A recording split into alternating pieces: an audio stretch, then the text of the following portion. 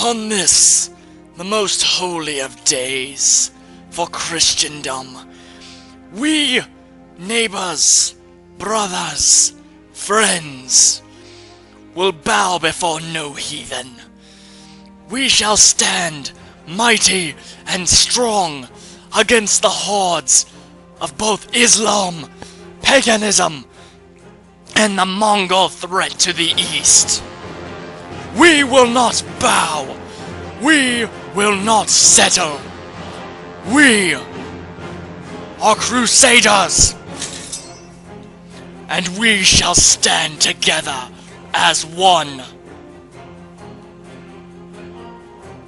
Hello, everybody! Oh dear, that's incredibly loud. Okay, that's much better. Hello, everybody. This is the Zero Man again, and if you could possibly hear me over the gigantic pounding of music, that would be me pulling out my sword, just so I could film it with a dramatic intro. I don't know, it's probably just music, but I frankly don't care. It was still awesome doing it, just ad-libbing it nonetheless. And welcome to Crusader Kings 2. Now this seems like a rather odd game to play for Christmas, but if you're going to play a Christmas game, you shouldn't play one that's about Santa and holiday shopping. No. If you're going to play a Christmas game, you need to play it about the original Christians. And kill a lot of heathens while doing it. So this is probably just going to be a one-off video. Just because this game is really boring to watch. It's fun to play, boring to watch, so hopefully I can keep your interest a little bit. Oh dear, this game is incredibly loud. Okay, so this is not the king. There we go. This tiny little here, Thors. I'm not very good with my French. It is the kingdom I've been playing for Lord knows how long now. And essentially, the entire point of this game is you try and keep your lineage going. You keep making children, you keep going through a line of succession, and you try to gain as much power as you can. And as you could tell, I started 200 years ago, almost exactly, and I still have one kingdom. France somehow controls, like, all of Spain now. Holy Roman Empire has, like, controllings in Africa. I'm not sure what's going on there. And the Mongolians, that I reference in the intro, are starting to storm in from the east, and they have to go, but only good thing is they have to go through Norway, Denmark, Russia, the Holy Roman Empire, Greece, and Croatia. They have to come through Italy and all of France to get my tiny little kingdom. So I think I'm relatively safe. So let's do this and be incredibly boring. Ooh. Ooh. Oh crap. That's... Welcome back. My game started spazzing out, and it wasn't just the Fraps recording. I honestly had, like, some negative colors going on. That's the first time I've seen that with this game. So, anyway, let's hope that something horrible doesn't happen. So anyway, this is the game interface screen, and this takes a lot of explaining to get used to. So, basically, all you need to know is things going on down here are wars that you can participate in. Things that are going on here are relatively important. Your character, all the business of running your government, all your monetary, your prestige, your religion, how many places you own, how many people are under you, your overall score, which is important for the end of the game, and then messages. So, If you can't tell, this game moves incredibly slowly unless you just push the magic faster button where months go flying by. So yes, we've got our first bits of mail. Honestly, oh dear. There's... oh dear. Oh dear, this is in the middle of nowhere. Oh my. Yeah, that's over in Africa, so as much as I'd like to show you a war, I can't physically go over there because I have no ships whatsoever to fight a war with. But I can show you that you can do little bits of diplomacy with your entire family. So for children, you have guardians. Guardians give them the ability to... it's not level up so much as it is like this, a stat. And stats could be anywhere from good to bad, like club-footed. Club-footed makes them a bad soldier, which for a woman it really doesn't matter. No offense out there, women, it's just... this was a different time.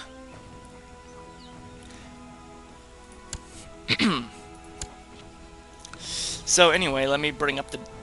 not that diplomacy screen. This is also a part of diplomacy where... yeah, stupid friggin' sound. I'm sorry, this is massively loud for no reason. I have no idea why. Okay, I can at least hear myself now. Anyway, this is the council. Now, these are the people that go out and do all the things that you really can't bother yourself. Chancellor is diplomatic, Marshal is soldier, Steward is money, Spy Master, of course, is spies, Court Chaplain, of course, is like religion, Catholic Church, I don't know exactly how you want to put that. So anyway, basically this game is not so much day-to-day running of a country as it is just slowly building up. Because you would think, oh, I own this kingdom, it would be so easy to spend money.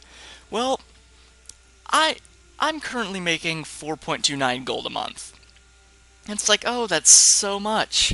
Yeah, let me just show you something. 500, 100, 100, 400, 300, 400, 300, 800. And my game's locking up again. Oh dear. Oh dear.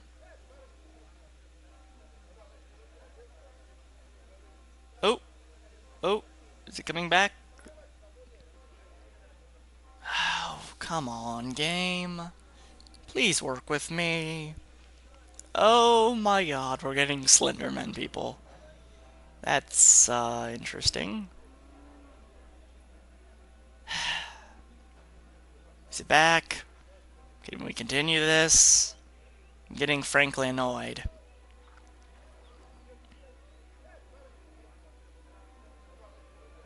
Any day now. Anyway, welcome back. Apparently this game doesn't like being filmed. And just for the sake of the funniness of what computers do when they spaz out, I'm leaving it in. All of the little blurbs and whatnot. So, I could try and show you guys a war. I'm not quite sure. I don't really have any claims. Which claims are the way that you gain land, gain influence. Because through family ties, if you have a claim on a place, you can go to war with it, and if you go to war with it and win, you gain whatever territory you had laid claim to, or you install whatever family member had the claim on that. So it ends up being rather interesting. Ah, here we go. The Duchy of Baja. Baja. Not the Baja. Baja is in California. Okay, so even though I'm probably going to lose, because this is a massive army, I could try and show you guys. So this is military screen. You could hire up your own personal armies, which I have fairly decent count, about 1,000. But then I can go in and hire not professional, mercenary soldiers. So you have mercenary navies, you have mercenary soldiers, which cost unsightly amounts of money. But I'm not going to hire those. I don't really have the money for them, so I'm going to be a little bit stingy. About 1900. Oh. So now we bought these soldiers, we just merge them together. We say, please work here. There we go. Move. And then we just wait as our money slowly bleeds dry. Oh, please quit locking up, game. Come on. I loves your game, but you're killing me here. Okay, we're trying this one more time. If it epically fails now, I'm just giving up. This video will never see the light of day. What you didn't see is me agreeing to a feast, which happened like 2 seconds after my game started crashing. And essentially, you can make friends, have duels. Oh, here's one I haven't seen before.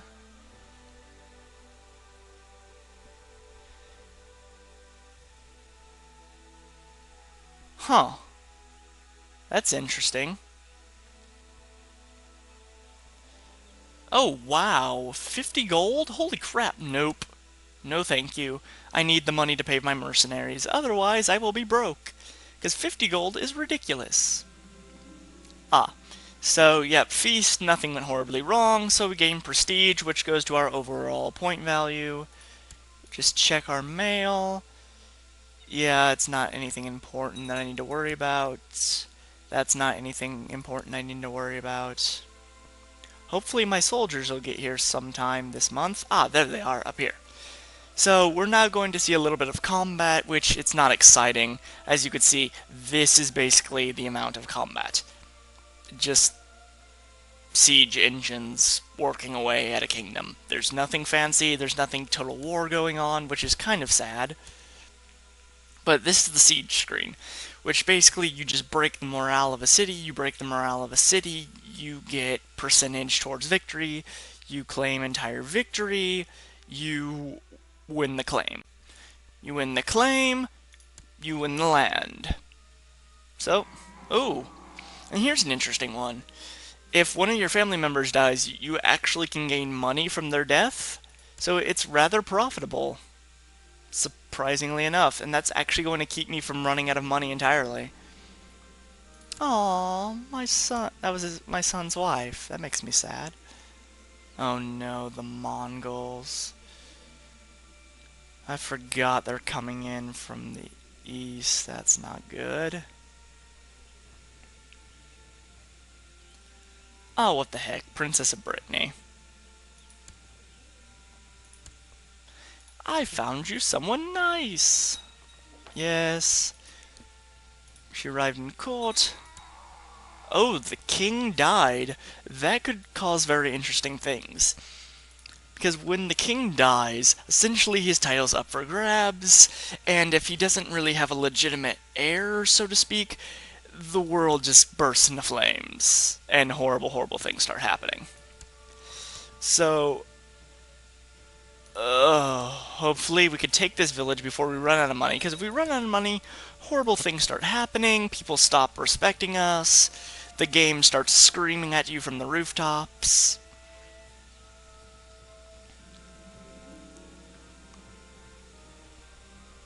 Vulgar satires.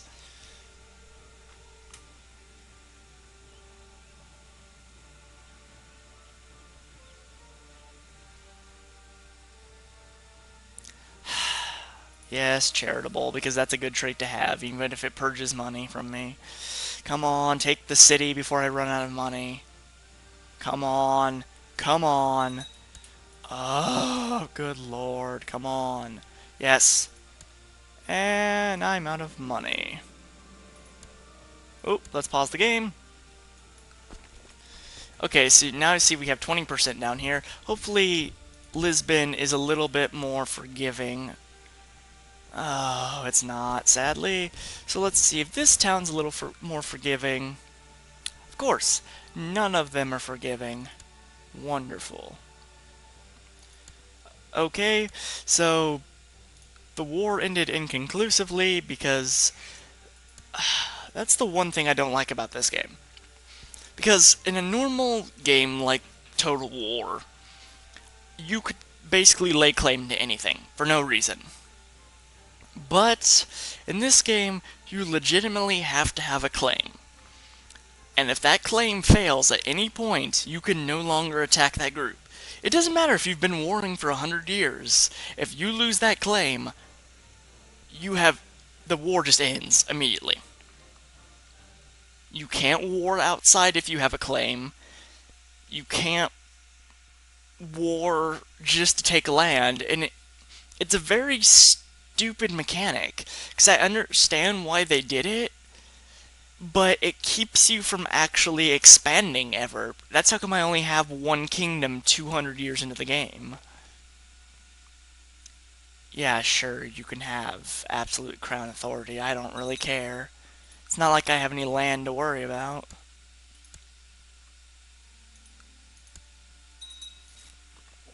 Yes, I will travel to the feast. Oh, yay, I made a new friend. Oh. He challenged me to a duel in front of everyone at the feast. I felt almost ashamed for him. Darn, English. To challenge someone when both are guests in a man's house is unheard of. 35% chance of wounded, 35% chance of maimed, 10% that I die, 20% chance the Duke stops it. So if I'm wounded, it's bad. If I'm maimed, it's really bad. Mankind is unlovable. Oh, we got no more charity, of course. But essentially, I just spent a little bit of prestige there just because I don't want my ye olde character to kind of die horribly. I don't exactly want that to happen. But this game, if you... Poachers eliminated, okay. If you can't tell, this game is very fun and intriguing to play, but it's really painstakingly hard to watch. Because it's essentially like watching someone play Risk without being one of the people playing it.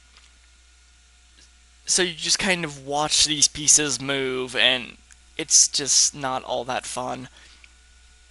But I do like how you can only get certain selections if you have a certain trait. Like, I can do this one because I have the Just trait, which gives me more prestige than just telling them to deal with them. So I get twice as much prestige, twice as much prestige. He approves, which means good things for me. And that's not the entirety of this game, but it's very, very much just what this game has to offer. It's got a Total War vibe, but it doesn't have the Total War feel.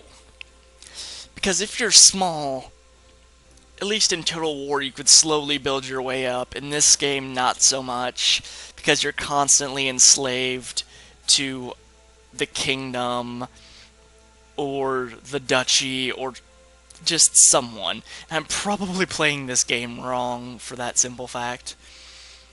But I find it fun. I've dumped probably more time into this game than I have into, like, the entirety of Team Fortress 2 so far. But hopefully I'll have another one up for you guys here soon as my computer slowly melts down. So, Merry Christmas to you all. I will see you again soon. Good night, everybody.